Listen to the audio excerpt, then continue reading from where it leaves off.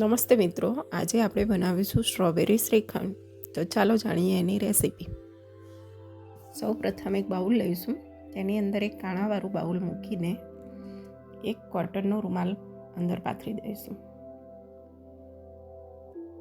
અને હવે એની અંદર દહીં નાખીશું. દહીંને આપણે નિતારવા જ્યારે મૂકીએ ત્યારે ફ્રીજની અંદર મૂકવાનું છે અને એ પણ 3 થી 4 કલાક માટે. જે બધું જ પાણી નીકળી જશે અને આપણે જે બજારમાંથી લાવીએ છીએ ને મસ્કો, બસ એવો જ તૈયાર થશે.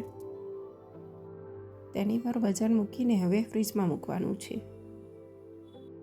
હવે આપણે એક બાઉલ સ્ટ્રોબેરી અને એક બાઉલ ખાંડ લઈશું. હવે કઢાઈની અંદર સ્ટ્રોબેરી અને ખાંડ નાખીશું.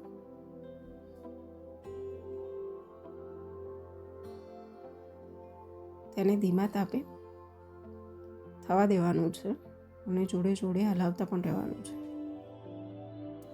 સ્ટ્રોબેરીને મેસરની મદદથી થોડી મેશ કરી દેવાની અને લગાતાર હલાવતા જ રહેવાનું છે જ્યાં સુધી ચાસણી ઘટ્ટ ન થઈ જાય ત્યાં સુધી. જુઓ, સરસ ઘટ્ટ થઈ ગયું છે. હવે ગેસ બંધ કરી દઈશું. ઠંડુ થશે એટલે વધારે ઘટ્ટ થશે. હવે એક બાઉલની અંદર ચાળણી મૂકીને બધો મસ્કો ઘસી લઈશું. મસ્કો આવી રીતે ચાળણીમાં ઘસવાથી એકદમ ક્રીમી અને સ્મૂથ બને છે. બધો જ મસ્કો ચાળણીથી ઘસી લીધો છે. હવે એની અંદર સ્ટ્રોબેરીનો જે જામ આપણે બનાવ્યો છે તે 2 મોટા ચમચા નાખીશું. પહેલાં કેટલું પતલું લાગતું હતું ને હવે એકદમ ઘટ્ટ થઈ ગયું છે. મેં 2 ચમચા જેટલું લીધું છે.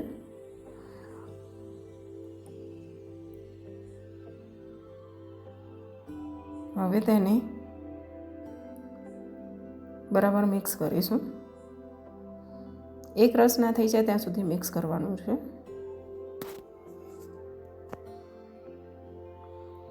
બધું સરસ રીતે મિક્સ કરી દેવાનું. જુઓ કેટલો સરસ સ્મૂથ અને એકદમ ક્રીમી બન્યો છે અને કલર પણ બહુ જ સરસ આવ્યો છે. તો તૈયાર છે આપણો સ્મૂથ અને ક્રીમી સ્ટ્રોબેરી શ્રીખંડ. જો તમને આ રેસીપી ગમી હોય તો વિડીયોને લાઈક કરજો, તમારા મિત્રો સાથે શેર કરજો અને અમારી ચેનલને સબસ્ક્રાઈબ કરવાનું ભૂલતા નહીં. આવજો.